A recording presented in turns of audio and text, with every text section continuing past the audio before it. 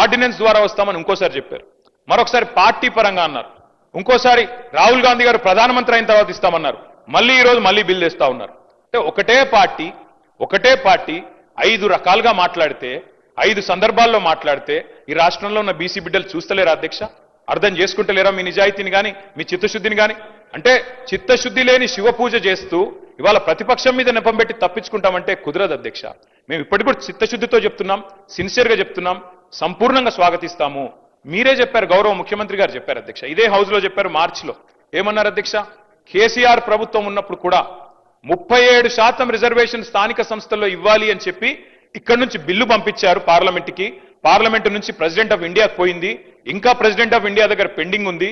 ఇప్పుడు మనం 42% సాధించాలి అంటే ఆ 37% అని పంపిన ఫైల్ మేము వెనకకు తెప్పించి ఈ 42% పంపిస్తాం ప్రెసిడెన్షియల్ అసెంట్ కోసం అని చెప్పినారు. మరి నేను అడుగుతా ఉన్నా అధ్యక్ష, ఆ రోజు మేము చిత్తశుద్ధితో ప్రయత్నం చేయలేదా? మేము 37% బిల్లు పంపలేదా? ఆ రోజు మరి అంత ప్రయత్నం చేసిన మమ్మల్ని పట్టుకొని ఇవాళ నోటికొచ్చినట్టు మాట్లాడితే ఇది మంచిదా? దయచేసి ఆలోచించండి. ఇవాళ మీరు ఆలోచన చేయండి. బీసీ సబ్ ప్లాన్ అని చెప్పారు, తేవట్లేదు సార్, పెట్టండి. రేపు ఎల్లుండి హౌస్ పెడతారా, ఇంకో నిమజ్జనం తర్వాత పెడతారా, మీ ఇష్టం. కానీ బీసీ సబ్ ప్లాన్ చట్టం తెండి.